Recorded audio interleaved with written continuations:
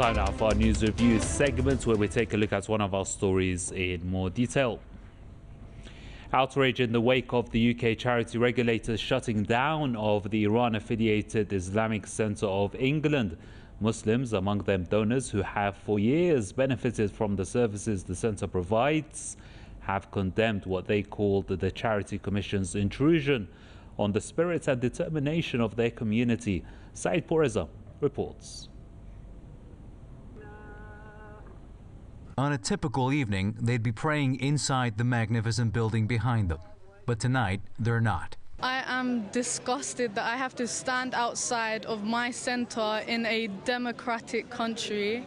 And this just shows how corrupt the UK actually is. It's heartbreaking that we can't do what we love doing, and it's just praying, making dua, and just celebrating as a family, like a big family. In late May, the Islamic Centre of England, one of Britain's biggest Shia mosques, shut its doors after the UK's charity regulator, the Charity Commission, appointed a non-Muslim interim manager with the power to overrule its current trustees.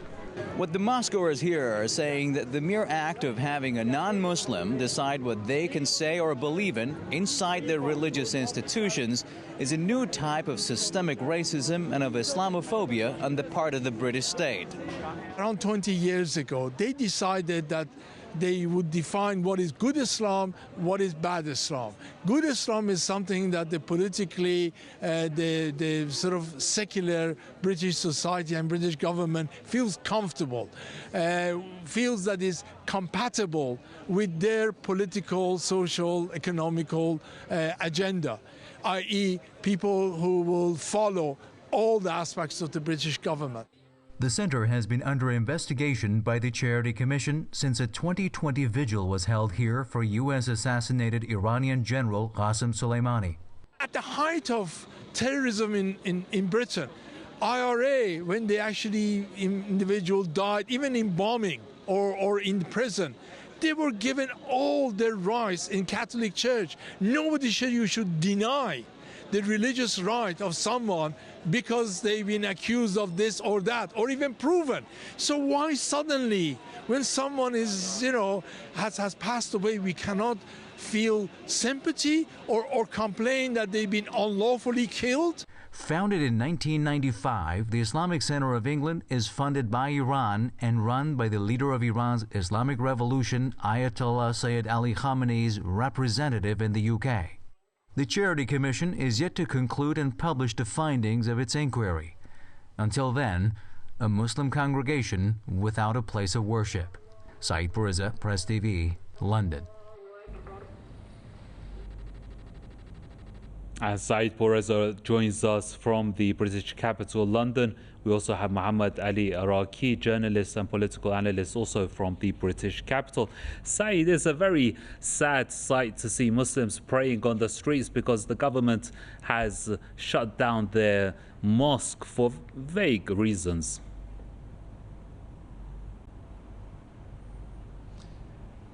That's very true, Wissam. And that word, you took the word out of my mouth, actually, the word vague.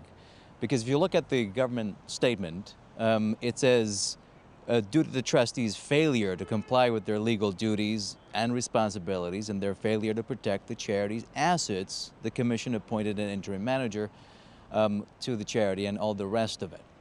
The charity itself, the mosque officials have been rather tight-lipped about it all, but they have told us off the record that this is something to do with the fact that the building is not insured. And, if you've seen the building, it's a magnificent, large building, and accidents do happen, especially in the wake of what we saw was riots and attacks on the center by monarchists and anti-Iran so-called protesters that we saw storm the building and go onto the rooftop in recent months.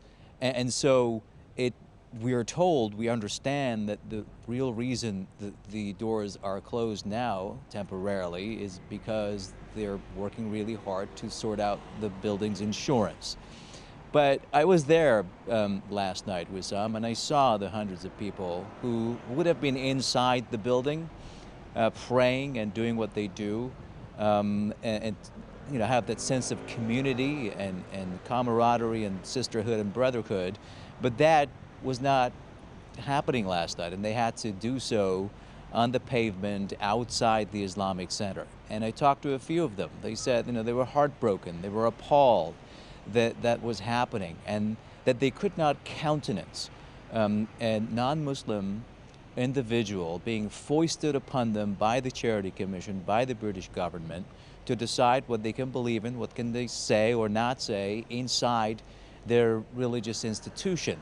Others have gone so far as to say, as we heard in my piece there, the chair of the Islamic Human Rights Commission, Masoud Shajara, that this stems from the early 2000s, a plan by the British state to have mosques and other religious institutions to register as charities, and by doing so have control over what goings on inside those mosques and religious institutions, and control what can be said or cannot be said. That is really not compatible, as he put it, with the British state's political, cultural, and other agendas. Right. And that seems to be at play here. The trigger also, some would say, was that vigil that was held in 2020 for the cowardly assassination of the revered Iranian general Qasem Soleimani, and we saw that massive outpouring of grief and that massive funeral. Let's touch was on that. perhaps one of the largest in at least my lifetime. Said, let's touch for on that someone with like that. Muhammad Ali. Muhammad Ali, it is said that when a vigil was held in January 2020 after the assassination of General Soleimani, that this center has been shut down. Is the West, what's your take, is the West still scared of this anti-terror icon who, even after his martyrdom? The West is more scared of Martyr Soleimani, Shahid Soleimani, after his martyrdom than before. Even I remember specifically that His Eminence Imam Khamenei, he mentioned that Shahid Soleimani as a martyr is more dangerous and more of a threat to the West than the previous, before he was martyred. And we can clearly see that, because after the martyrdom of Shahid Soleimani, there was it was a type of a revolution in the hearts of people around the world. The hearts of people, they woke up to realize what's going on, and yeah, so that is something very important. Yeah, yes, I strongly believe that. However, regarding the vigil that was held in the Islamic Centre of England, I'd like to point out something here, and the fact that the Charity Commission has pointed this out. Firstly, it's just their games, as always, the Islamophobic games. We don't really expect them to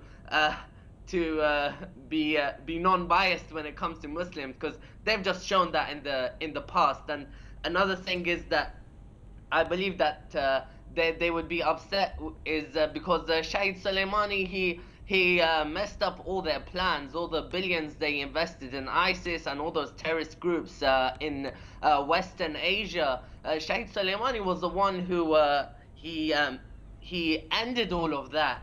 And however, I'd like to mention something else here, is IRA, as Mr. Masoud Shajara, he pointed that out, but I'd like to emphasize again on this, who they were Northern Ireland forces. This is one of the historical wars between England and Northern Ireland.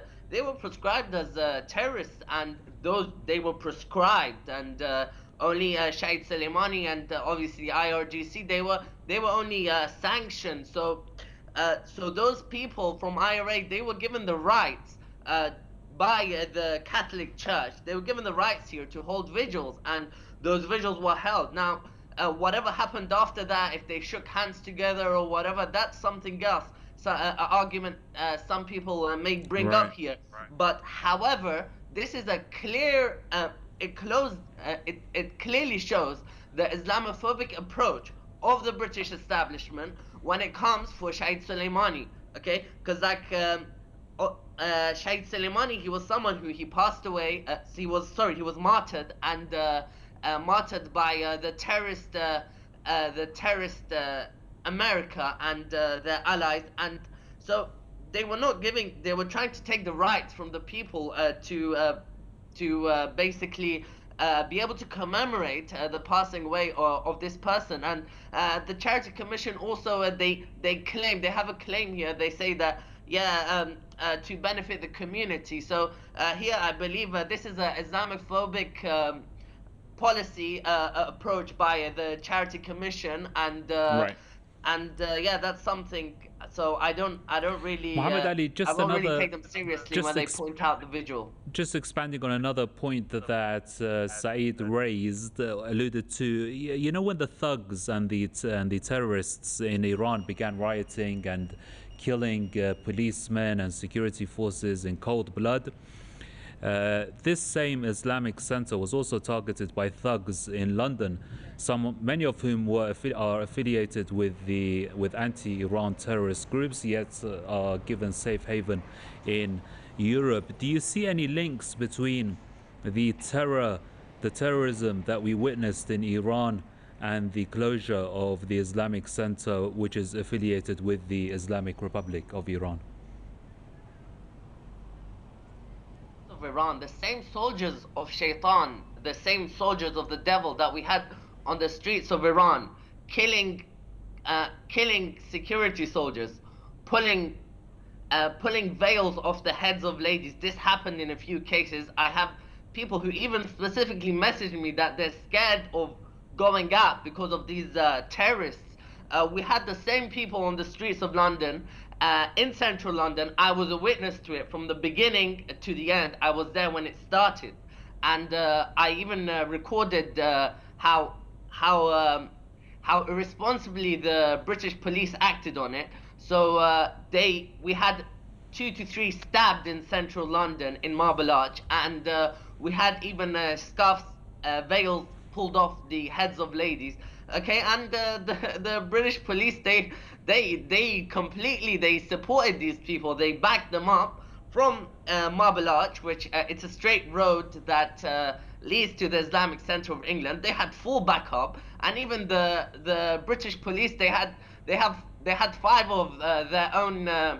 They had 5 of their own troops injured. So I don't know what all that equipment and training, what was the point of all of that, obviously for the British police. So, and yeah, the Islamic Centre of England was vandalized. Even to a few months later, they would come and throw paint and try to pose different types of threats. And the British police, the British government, as always, they were not acting how they should. Obviously, I guess because it's the Islamophobic approach. It just shows the true face of the British establishment. So right. So if this happened to a church or a synagogue, it would be a completely different thing. But because it's a Muslim community center, the British government is known to be Islamophobic and remains Islamophobic. That is just running out of time, Muhammad Ali. I just want to bring Saeed back in. Saeed, it doesn't, I mean, on the surface of it, it looks like an Islamophobic attack by the government, but when you look deeper, it doesn't look like a government attack on Islamophobia. This is more like, as we are used to seeing and hearing from Downing Street about the conservatives in Downing Street and Parliament as well. But in this case, it's more like an attack on Iran. It's more to do with Iranophobia.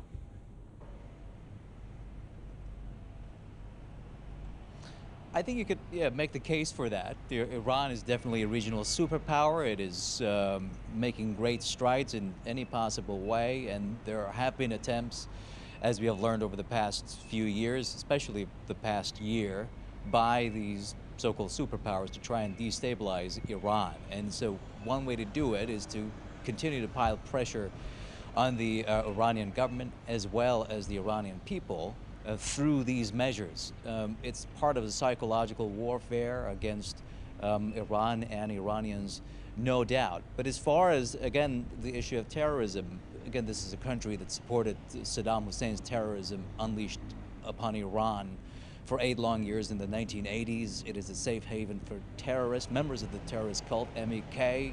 Members of the UK Parliament have participated in Paris in MKA demonstrations not long ago. So yes, you could make the case for Iranophobia, that's for sure. And the pivot to the East in terms of power, the world going from being a unipolar one into a multipolar world where emerging powers band together and become a formidable force that will not stand interference by former empires or superpowers in their internal or regional affairs. Okay.